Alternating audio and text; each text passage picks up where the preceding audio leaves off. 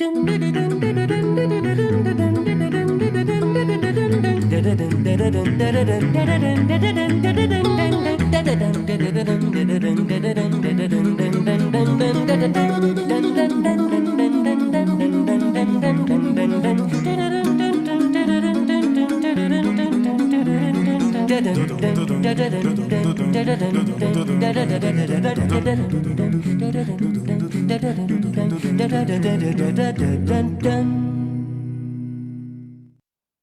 evening, ladies and gentlemen. We're so glad to welcome you as part of our community tonight.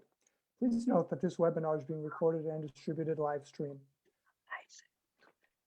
By entering this virtual meeting room, you give your consent to be recorded and distributed by Simeon Moro EU and other third parties. If you prefer to not be recorded, please turn off your video, your camera and microphone, and or go to the Facebook Live video feed, the link to which I will now place in the chat room. For a better experience, please turn off your microphone and set your video to gallery view. Tonight, our featured guests are Johannes Kunz, a journalist and, from 1973 to 1980, press secretary for the administration of Austrian Chancellor Bruno Kreisky, Helene von Damm, United States ambassador to Austria from 1983 to 1986, and Professor Paul Lendvai, a journalist whose reporting has focused on Eastern and Southeastern Europe. Also joining us tonight is Professor Lino Rivera of St. Mary's College of California and Professor Niels Moos, director of the Opera Masters program at the Music and Arts University of the city of Vienna. In order to best express himself, Johannes Kunz will speak in German, which I will simultaneously translate to English. Mr. Kunz, Madam Ambassador, Professor Lendvai, welcome. Hello. Welcome. So, Mr. Kunz, could you tell us a little bit about yourself? Could you introduce yourself and tell us a little bit about your work? Vor 53 Jahren habe ich als Journalist begonnen beim Radio des ORF, war dann Pressesprecher des Bundeskanzlers Kreisky und danach ORF-Informationsintendant. Und ganz zum Schluss meiner Berufslaufbahn habe ich 17 Jahre den Salzburger Jazzherbst geleitet. So in the 1968, I became a journalist for the Austrian ORF Broadcasting Network. I was then press secretary to Bruno Kreisky, and I finished my career as directing the Salzburg Jazz Festival for 17 years. Madam Ambassador, could you please introduce yourself? Tell us a little bit about yourself. I grew up in Austria, but immigrated to the United States when I was 21 years old. After making my citizenship, I was very interested in, of course, my new country and the politics of it. And so I joined the Ronald Reagan for Governor campaign in the 60s in California. And from then on, I was part of the Reagan team until the White House. And my last job then was ambassador to Austria. And after that, I became a consultant, business consultant on the international basis. Fantastic. Professor Lendvai, would you be able to tell us a little bit about yourself? I think you're muted. Oh, no, you're not. Okay, perfect. I was a journalist. In Hungary, I came to Austria in 1957. I worked for 22 years for the Financial Times.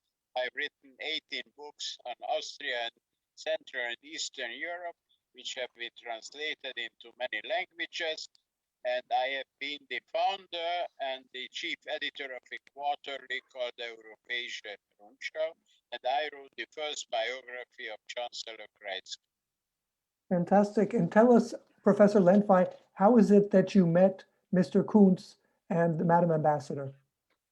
I met Mr. Kunz when we were both much younger, when I wrote the book and I presented it in the Federal Chancellery.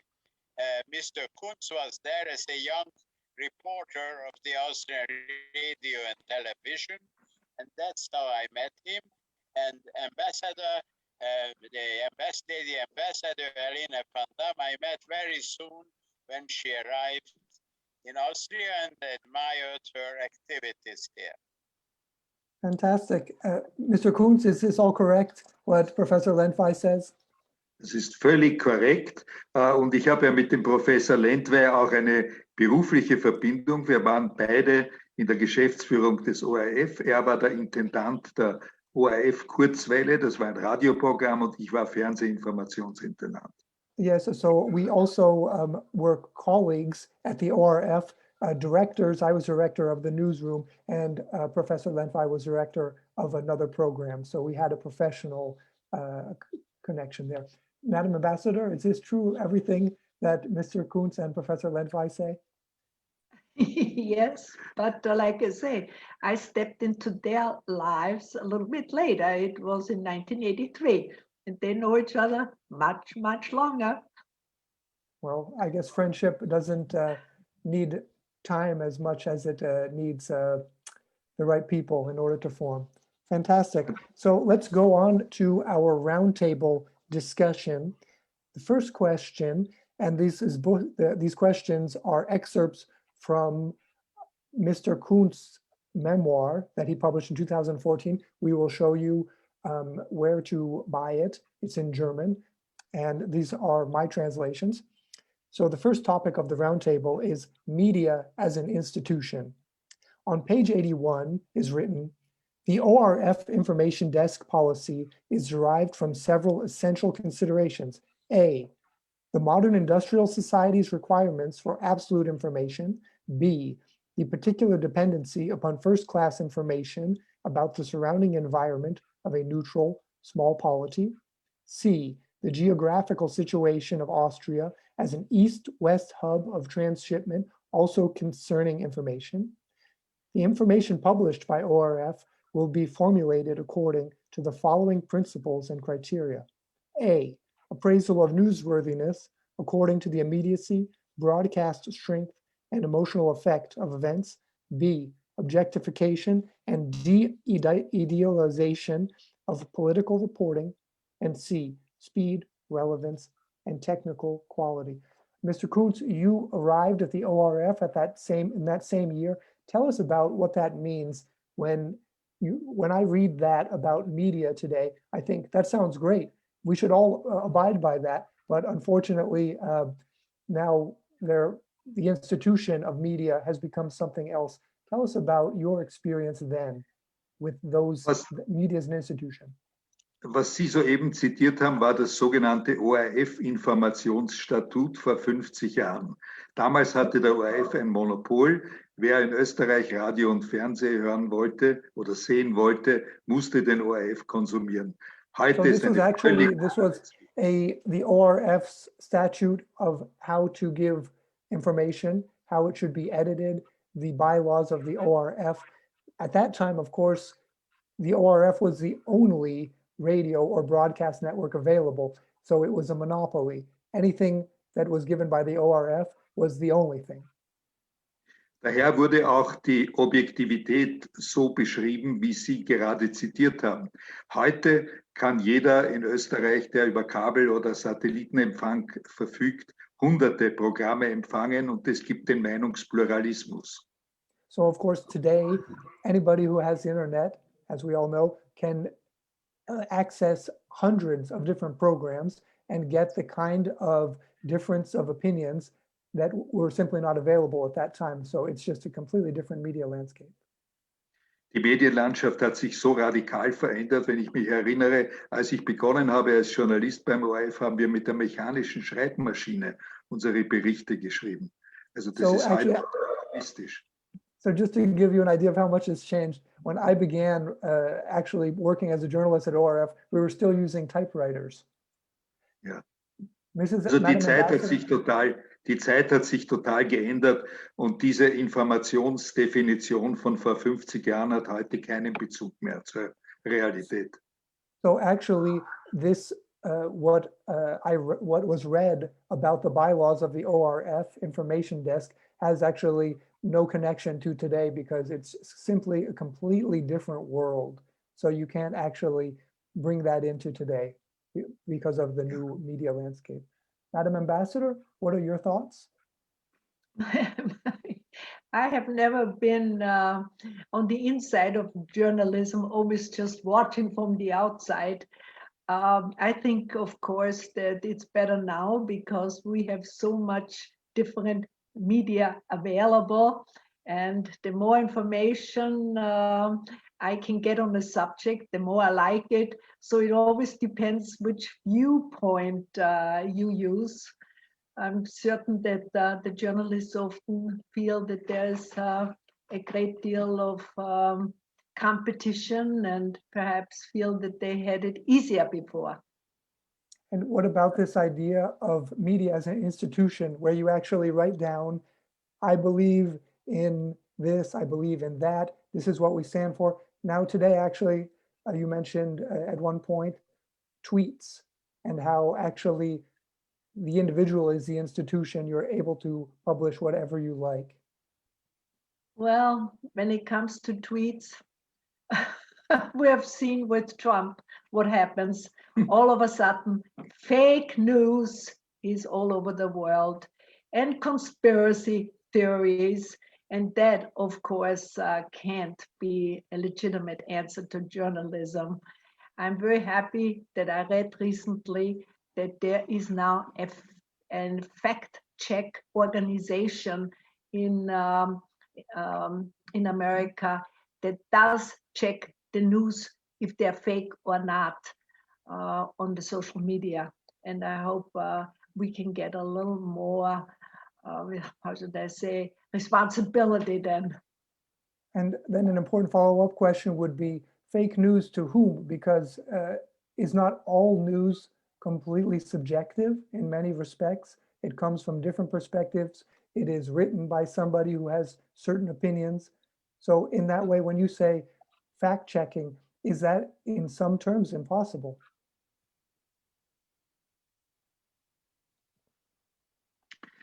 Also ich glaube, was die Frau Botschafter gemeint hat, ist, dass heute durch das Internet und durch die neuen sozialen Medien jeder praktisch seine Wahrheit in die Welt hinaus posaunen kann und niemand mehr weiß, was ist wirklich Fakt.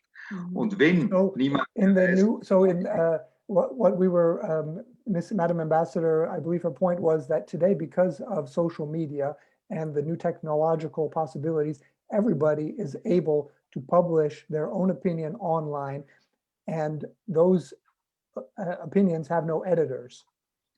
Ich sehe darin auch eine Gefahr für die Demokratie. Denn die Demokratie lebt davon, dass politische Parteien einen Ideenwettstreit untereinander austragen. Aber die Basis für den Ideenwettstreit, die Basis müssen natürlich Fakten sein.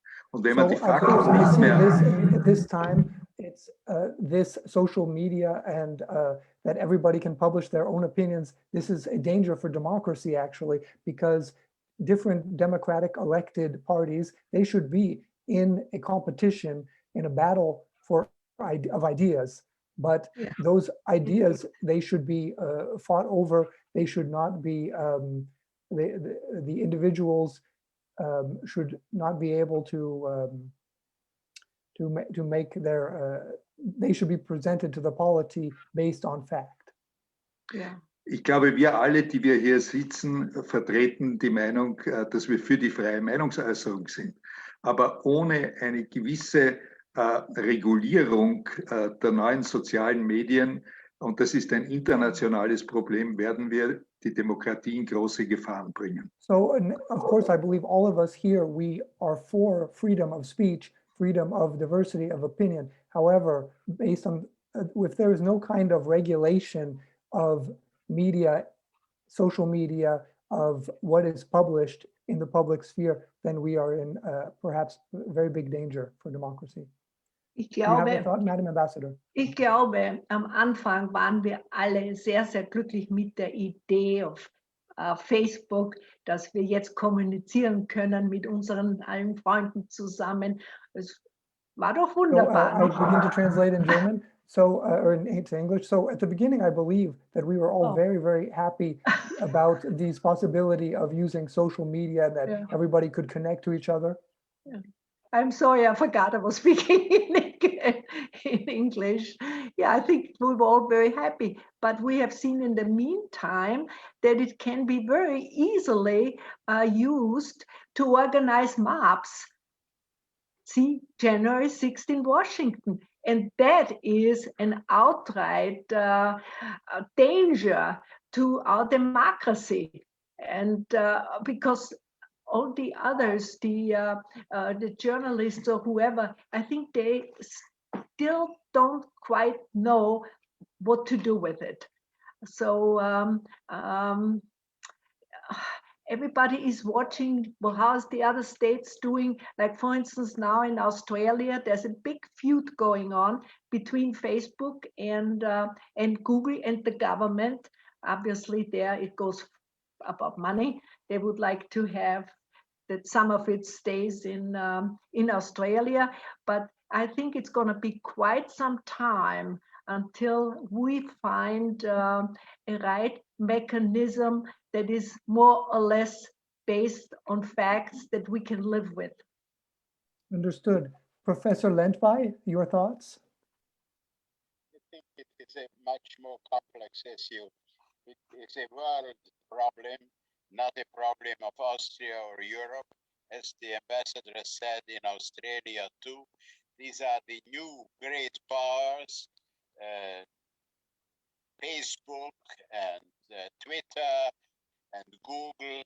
We couldn't live, we couldn't work without Google. And so at the same time, it is quite clear that there is a question also of the freedom of the speech, freedom of the opinion. Who decides what is dangerous and what can one do if something is dangerous? And in that sense, perhaps what Donald Trump did could be a wake-up call to do more, to control and at the same time to protect the freedom. It is a complex and dangerous and difficult business, and of course affects also the news media, because of the young people don't look so much at the television as they did before, but are involved in the so-called social media. I am an old-fashioned man. I read 50 papers daily in 4 languages, but I don't have Facebook. But I know everything because my wife has the Facebook. But I think we should have seen it coming, what happened on the 6th. And everybody was ignoring the social media. Yeah. And I think it is the time that also from journalists on to the organizations that are responsible for keeping peace in instances like that, they have to look what goes on in social media. They can't just ignore it. Then we're surprised. I'm really curious what comes out of the various studies that are going on right now, as to who all knew or who ignored it totally because they didn't even know to check. So we have a comment from one of our participants, Ms. Carol Bagat-Forte, who writes, Canada has recently outlawed 14 organizations suspected as terrorist. Ms. Bagat-Forte, would you like to explain that a little bit more? I wish that I could. I don't know what they all were, but evidently they were discovered on the internet, many of which were through social media. But it has not been, or I have not seen an article representing the names of these specific organizations, so I can't go any further to explain than that. I'm sorry. Understood. Thank you very much. And so I wanted to go back to Mr. Kunz. So we spoke about this controlling, regulating social media. How is that possible when political parties can't agree about anything? Das ist eine sehr berechtigte, schwierige Frage, die aber beantwortet werden muss. Und ich komme zurück auf das, was Professor Lendvai gesagt hat. Die Trump-Ära sollte ein Weckruf sein für die Demokratie. So, everybody, this is actually a very relevant question that's difficult, but it needs to be answered. As Professor Lendvai has said, what Trump did needs to be a wake-up call to all of us. Denn Trump hat gezeigt, was man in dieser Medienlandschaft mit den neuen sozialen Medien in der Politik, ich würde fast sagen, anstellen kann. Und auch wenn Trump weg ist, das Potenzial der Menschen, die ansprechbar sind über diese Medien, bleibt. Und vielleicht kommt jemand, der noch cleverer ist als Trump. So it's clear that Trump was able to use the social media somehow to install it even into our societies and to use it to his benefit. And actually, it could be that somebody who has very, very bad intentions after Trump is able to use it for very nefarious reasons. Aber ich glaube, das ist ein internationales Problem und es muss auch auf internationaler Ebene behandelt werden. So, of course, I believe it's an international problem which needs to be resolved on an international level. So then, Mr. Kunz, what does that mean then when the United Nations or all of the participants on the world stage, as we've seen today, they're all looking after each other. They're all going against each other. Nobody can cooperate on the coronavirus, everybody for themselves. How is that on an international level? How is that to work? Wenn ich die Antwort hätte, die Lösung parat hätte, dann würde ich wahrscheinlich ein reicher Mann werden. Nein, da werden die besten Köpfe der Welt an dem Problem sich abarbeiten müssen. Aber eine Lösung muss gefunden werden. So if I was actually able to give you the answer to that question, I would already be a very, very wealthy person. Of course, it's not at the moment, does not seem within reach. The very best minds with the very best people need to be working on this problem, and that's how it will be solved in the future. Ich glaube, was anderes, was auch dazu kommt, Amerika hat sich total zurückgenommen von der internationalen Bühne. So I have to translate again for Madam Ambassador. So actually, I have to add to that it doesn't help at all that the United States took a step back from the international stage and they left a big void in their place. Yes, because somebody has to take on the leadership. As we see, the European Union is not doing it. China definitely is not doing it. They're just using it to their advantage where it's possible. So I'm very, very happy that Biden won. And as we can see, he wants to bring America back to center stage. And I think perhaps we can tackle these enormous problems. Understood. Professor Lendvai, closing thoughts? I agree 100%. I was very happy that Biden won, and I am very happy that there is a Secretary of State who speaks perfect French and even some German and knows the world, that comes partly from this part of the world, Eastern Europe, and also the composition of the government is in striking contrast to the past. And I think that there is an enormous amount of goodwill too, because people are relieved that this, if I may say so, clown, this dangerous clown, left the stage. And of course, China doesn't want to lead the world. China wants to command. And Russia would like to, but it doesn't have the economic force. And it is for us in Europe, after 2 world wars, absolutely essential that the United States remains a leading power in the world, a great power, a superpower, and uses these incredible reserves and energy which is there in that country. Also the dangers. But I think that it is a turning point, and despite the fact that the epidemic and the corona crisis is also a world problem, it gives you a feeling that you can hope again if you see that the United States is back in every field, the trade, the strategy, and so on. It will be very important. And it will be very difficult because unfortunately one of the 2 great parties is no longer a full player, but partly a hostage to Donald Trump. Understood. So returning to Austria. Darf ich noch einen Satz anfügen an das, was Professor Lendvai gesagt hat, mit dem ich völlig Yes, of course. übereinstimme? Next, Mr. Kunz will add a thought. Ich finde, dass Joe Biden einen sehr guten Start mit seiner Administration hatte. Und wenn man sich daran erinnert, dass Donald Trump ihn lächerlich machen wollte, indem er ihn Sleepy Joe genannt hat, kann man doch jetzt schon sagen, dass die ersten Wochen sehr gut gelaufen sind mit einer sehr guten Mannschaft. Er wird sicher Fehler machen, aber der Start war gut. So I have to add that I'm very pleased that the Joe Biden administration has been so successful at the beginning. Of course, Trump wanted to make fun of him by calling him Sleepy Joe. And I'm very, very glad that the first few weeks seem to have gotten off to such a good start. I understand there'll be difficulties in the coming months, but I'm glad that it's off to a good start. So again, returning to Austria, our second roundtable question is media as politics or politics as media? On page 82, Johannes Kunz writes, in 1967, Bruno Kreisky replaced Bruno Pittermann at the head of the Social Democratic Party of Austria.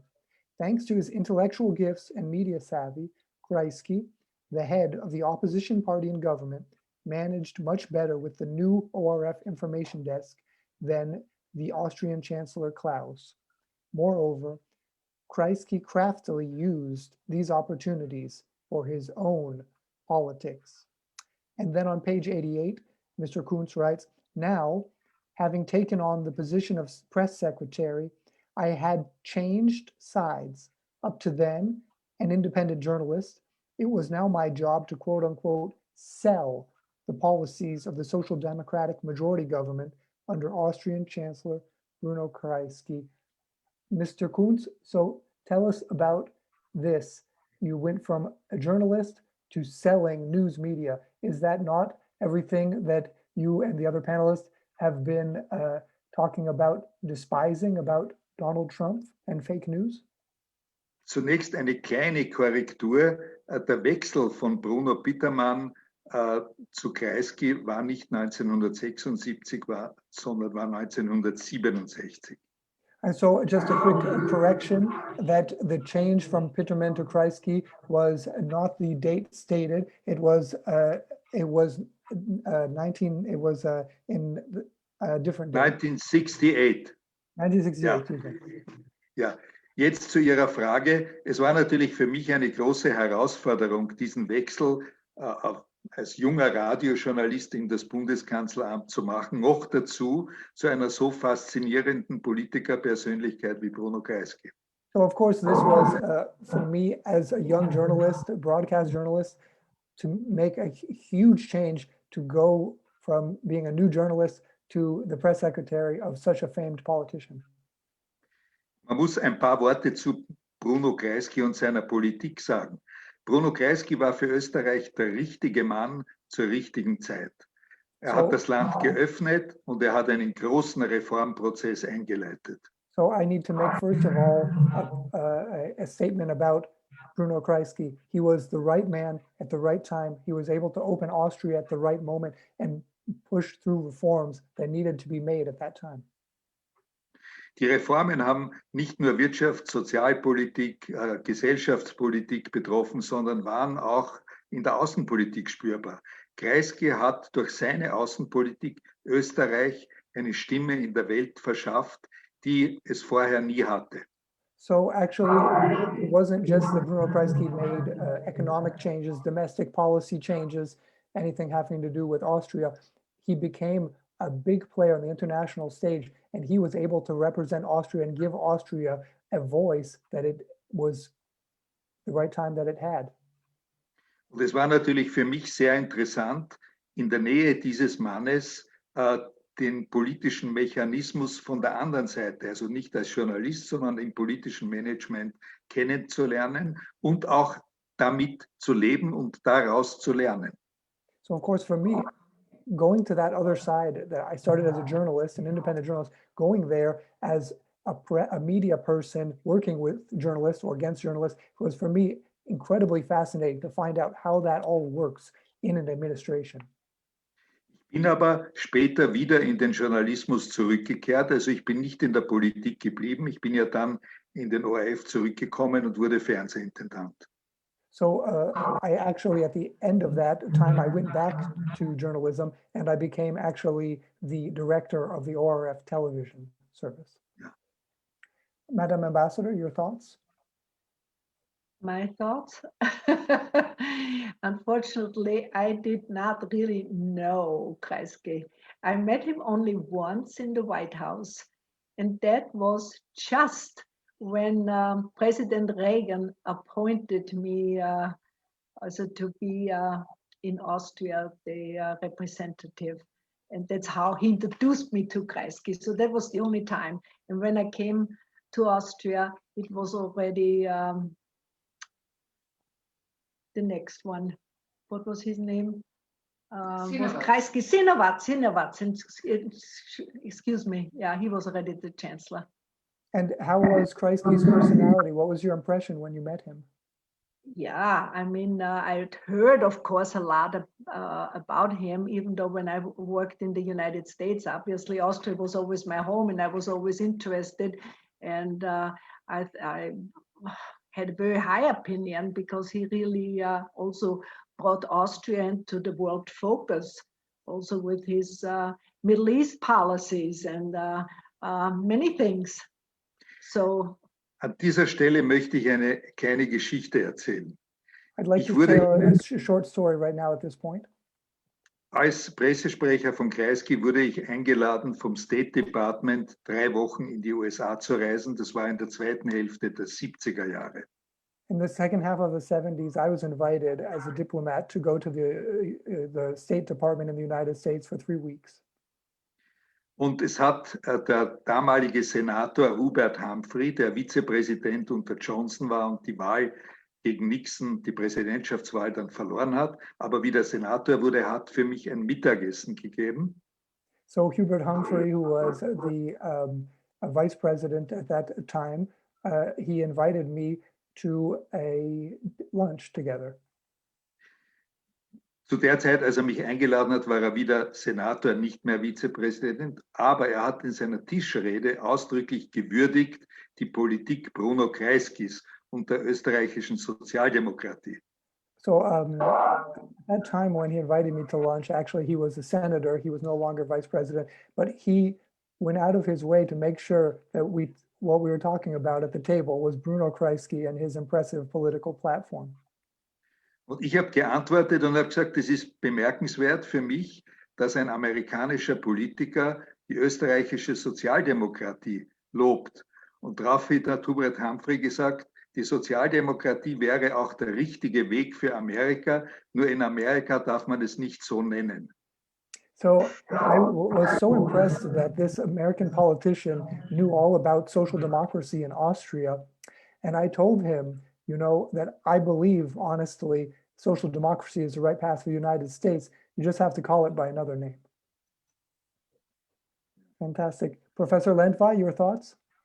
I think that the greatest compliment was that Henry Kissinger, in his book, in his biography, and he writes about Nixon coming to Austria and how he assessed Kreisky, and also in his speech when after Kreisky died, he paid such tribute to Bruno Kreisky that the country, a small leader of a small country, played a very great role and saw many things much more sharply than the presidents or prime ministers of much bigger countries.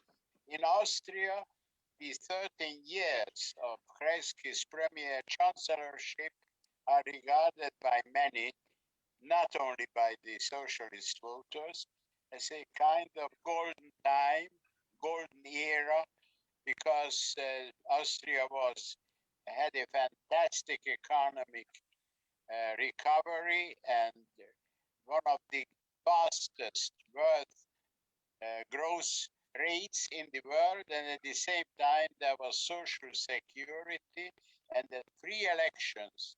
5 times Bruno Kreisky won. This is an unprecedented achievement. No one did that in Europe, that at 3 elections you win 4 times actually more than that. And at the last election, he still, when he lost, he had 47.8% of the votes. Today, the Socialist Party, Social Democrats, are around 20 to 22%. So it was a fantastic achievement, and it shows the role of personalities. Unfortunately, in Austrian history, there were also other personalities who played an important role, also worldwide, and it caused a lot of suffering. But in the case of Bruno Kreisky, it was a memorable period for Austria and had also an impact upon European and Middle East history. Fantastic. So I'm going to read now another segment about media as politics, politics as media from Mr. Kunz's book. On page 105 is written, in the run-up to the election campaign, the Munich-based media mongol Josef von Ferenczi invited me to meet with him so he could present me with a plan for a pro-Kreisky publicity campaign. So I flew to Munich, and Ferenczi presented me with a proposal to have a whole bunch of articles about Kreisky appear in publications across the political spectrum. All I had to do was schedule the interviews with the German publications journalists. I did so, and the whole thing worked marvelously. The most influential German newspapers and magazines, among them even Playboy, published hymns to Kreisky and interviews with him. Consequently, in the run-up to the election, in the magazines found lying around in the waiting rooms of doctors' offices and hair salons, there were priceless stories waiting to be read that we didn't even have to pay a cent for. The opposition was astounded by this PR offensive. Professor Lendvai, so this again, like we were talking about, Donald Trump, fake news, Twitter, this seems to me, this kind of media offensive does not seem that different back then as it does today. Well, you see, the point is, Kreisky, someone called him the journalist chancellor. You see, Kreisky wanted, actually, he worked as a correspondent during the Finnish-Soviet War from Finland when he was in immigration in Sweden, but he was also absolutely mesmerized by the media, and at the same time, he was an incredible supplier of news. He gave interviews, and he said just for various people working for all kinds of different papers, and said, yes, only cut the worst expressions or which could be taken as an insult, and never looked at it and never worked on it. And he didn't have an apparatus. He had one young press secretary, Johannes Kunz. Then he had one other secretary. He was himself doing it, and everybody could reach him. His telephone number was in the book, so you could ring him. And this very often happened, that people rang him when there was something happened in their house, and they had asked for a installateur or someone who helps when there is water running, flooding the flat, or danger of a fire. Incredible. And he interrupted discussions at home to help. Now, this was all part, of course, to work on the media, but it was a free media, and no one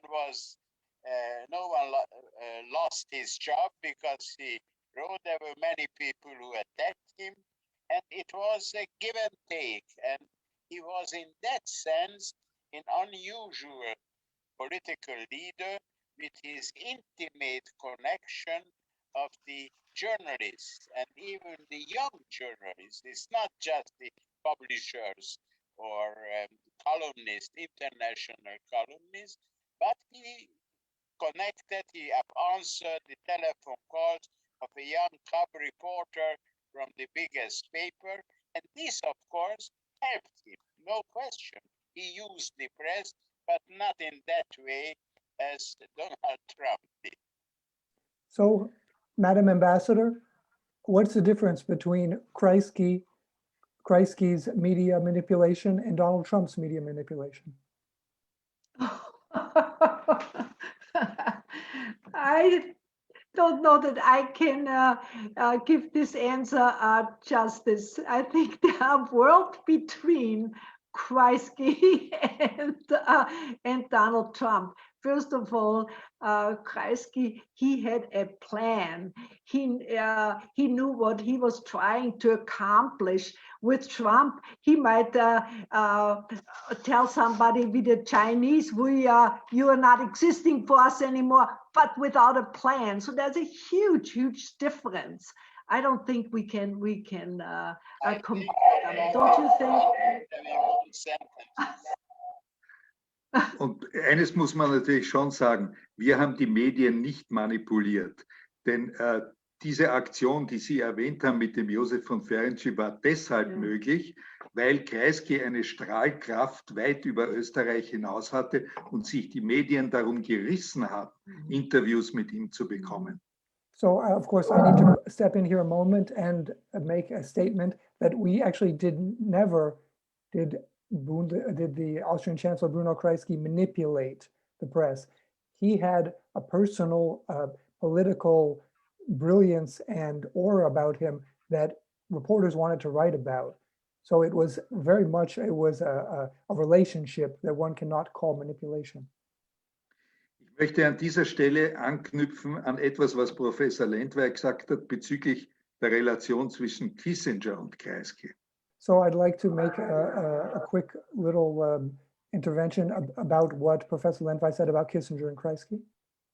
Die österreichische Regierung unter Kreisky war die erste, die die PLO anerkannt hat und wurde dafür auch in der Öffentlichkeit von Amerika heftig kritisiert. Kreisky, he was among the first to see the Palestinian Liberation Organization as legitimate. And for that reason, in the United States, he was very, very much criticized. Aber hinter den Kulissen hat Henry Kissinger als Außenminister sehr wohl Kreisky benutzt als direkten Draht zu Yasser Arafat von der PLO. So, of course, but the good side of that is that Kissinger, as Secretary of State, was able to use Kreisky as a liaison in order to communicate with the Palestinian Liberation Organization. Kreisky was a bridge. Was in der Öffentlichkeit nicht bekannt wurde, war nämlich die Tatsache, dass Kissinger auf seinen Fact-Finding Missions im Nahen Osten in den 70er Jahren immer wieder auf Zwischenstation nach Wien kam. So, and during his fact-finding missions to the Arab world in the 1970s, it's not it's not oft reported that he always made a stop in Vienna.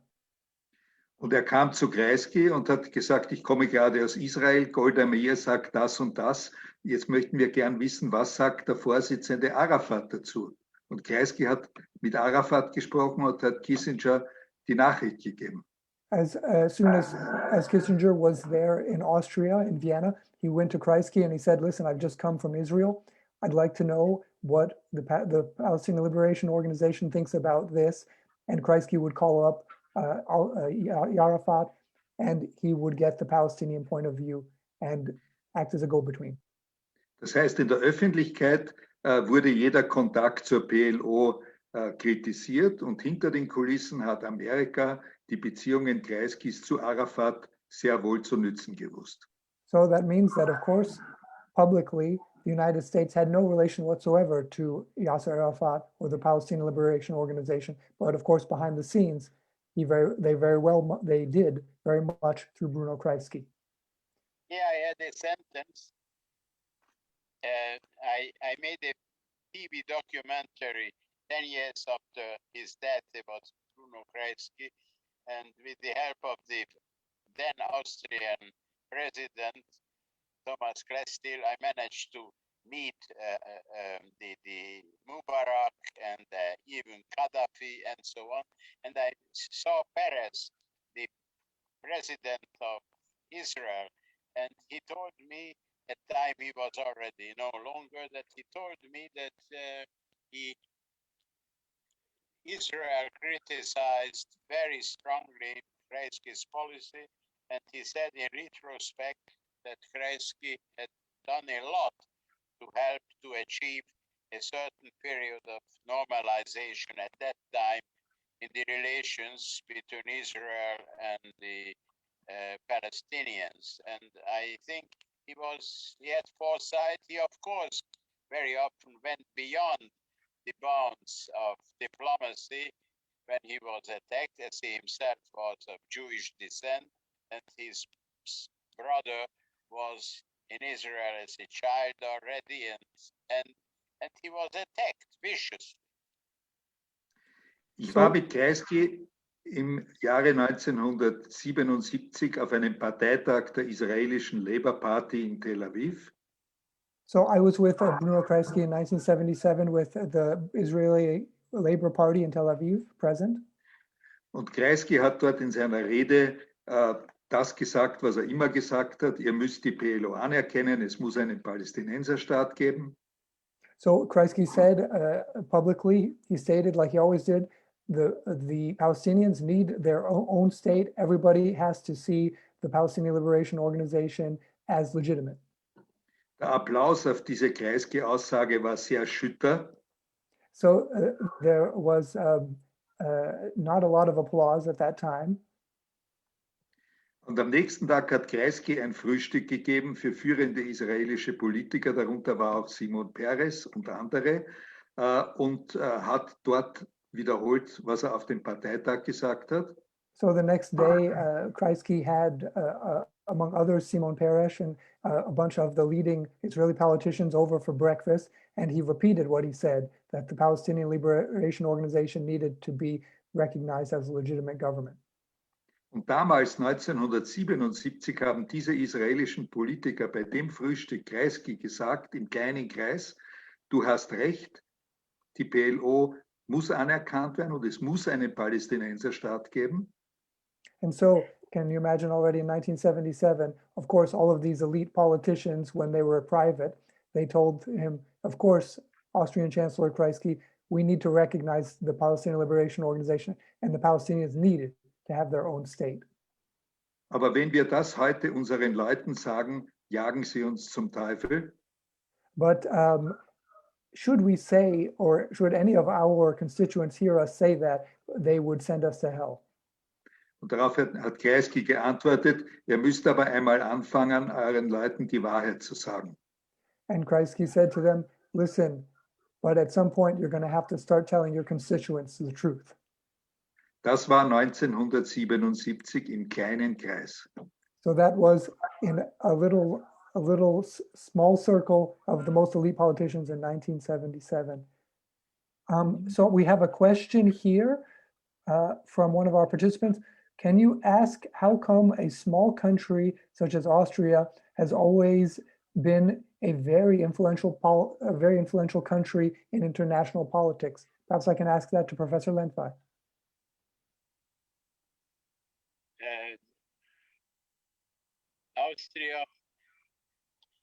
Austria was a great power, don't forget, 52 million people. And Austria was somehow, as an Austrian historian said, always under, quote, under observation because of what's happened in the 30s. Hitler came also from Austria. And Austria became also a test case after 45, that the country occupied for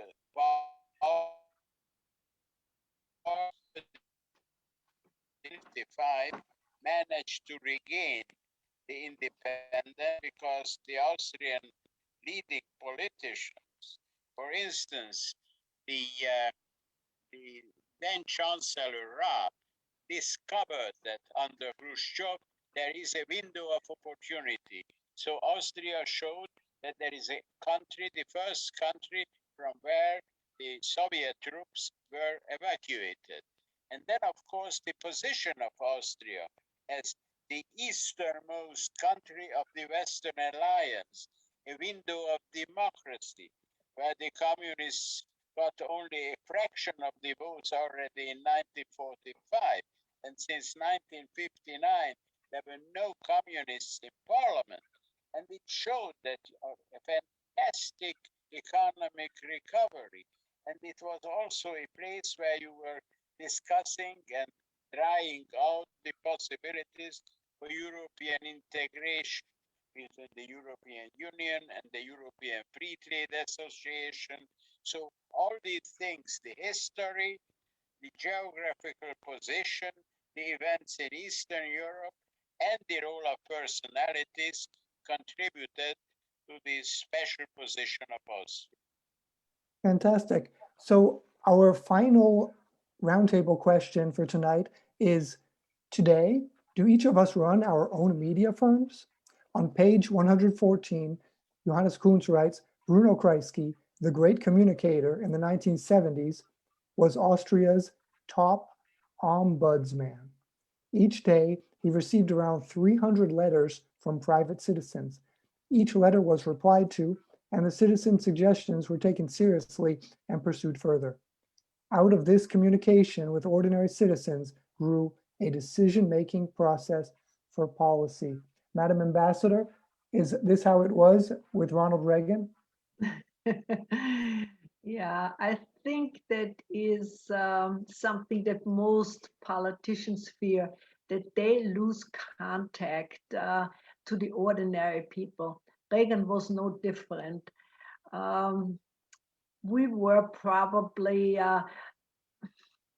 too careful of his time, and we gave him, or tried not to give him, just regular mail, but he didn't accept that. And so as a result, he would just sneak around my desk.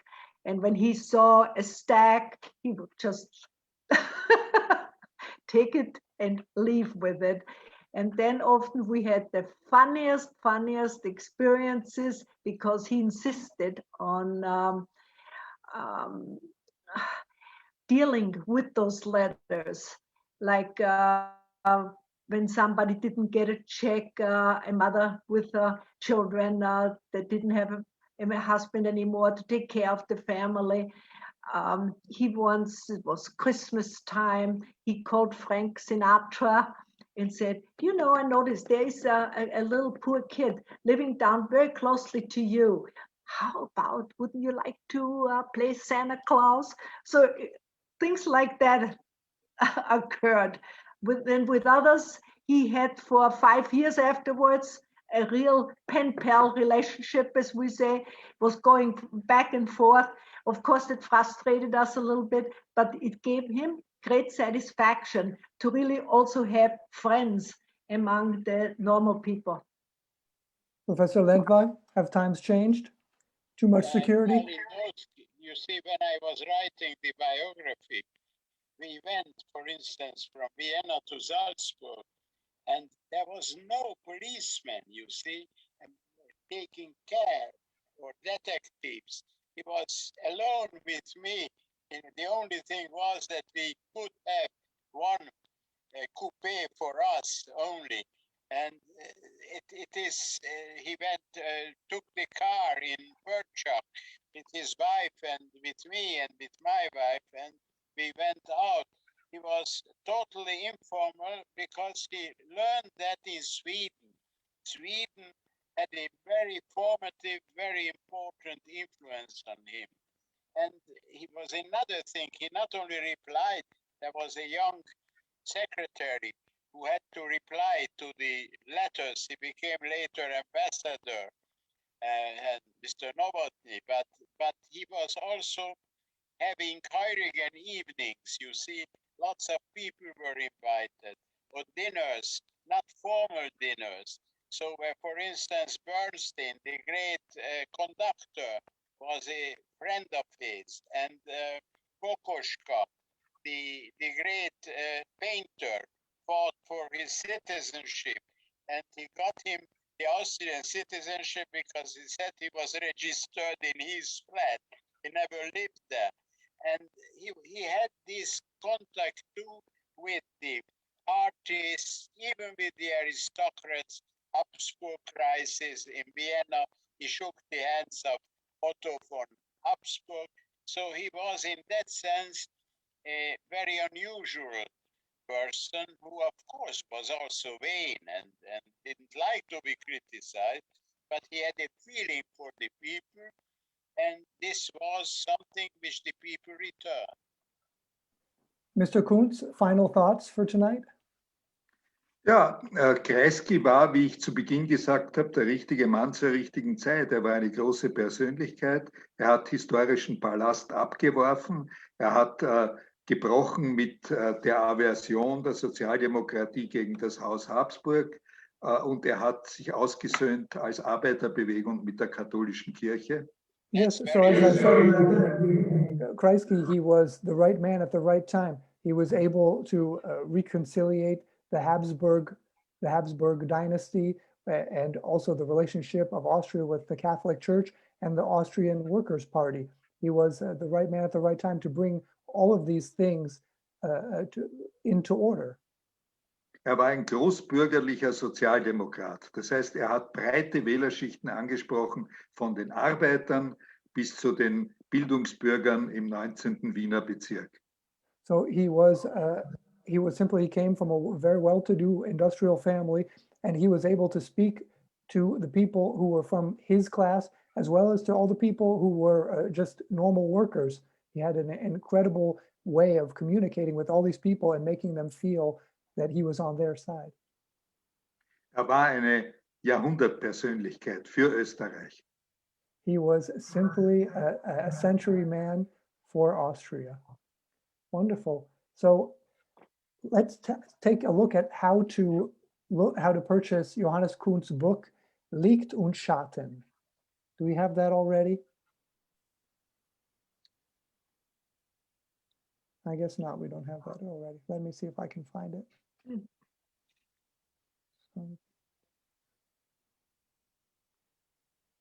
There we are, Licht und Schatten. So the book, all in German, very good for those who speak German or want to learn German. $9.95, all you have to do is go to the almathea.at Licht und Schatten, or just put in Johannes Kunz, Licht und Schatten, and there it is. Thank you very much. And let's take a look at Paul Lendvai's webpage, how to stay in touch with Professor Paul Lendvai. There it is, all in English, which is very nice for some people who don't speak German. There it is, and I believe you can contact Professor Lendvai, read some of his 80 books, if you like. There it is. This is my last biography of Kreis Orban, which was published in 5 languages so far. And I wrote also the Hungarians, which came out even in Japanese and was just been published by Princeton University Press. But it's very kind of you to show also my book, which is not so interesting for Austrians as the book of Johannes Kunz, but I think it gives an insight into Central European politics. Well, we thank you, Professor Lendvai, and we hope very much to have you back on to discuss your books in the future. Thank you.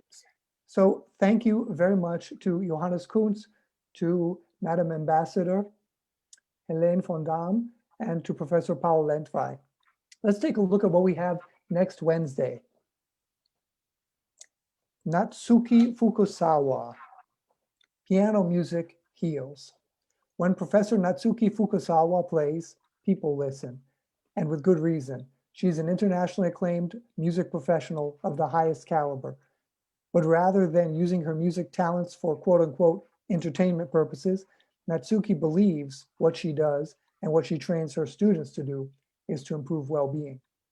As Professor Indre Viscontas explained to us back in October, playing or listening to music activates and nourishes a person's mind in ways that no other activity does. Natsuki always understood the many health benefits of music on an intuitive level, but lately she has been researching the actual therapeutic benefits of listening to and playing music and promoting them in a world ravaged by the COVID pandemic. Come welcome Natsuki to our show. As always, all information about upcoming shows may be found at www.simeonmoro.com. So once again, thank you to Johannes Kunz. Thank you to Thank you. Madam Ambassador Helene von Damm. Thank you very much to Professor Paul Lendvai. Thank you. Thank you also. Thank you also to Professor Lino Rivera, Professor Niels Moos, to our superhero production team led by Juan Urrea, and most of all to you, our participants, without whom none of this would be worthwhile. From Vienna, Austria, from the Bay Area, California, good night, goodbye, see you next Wednesday.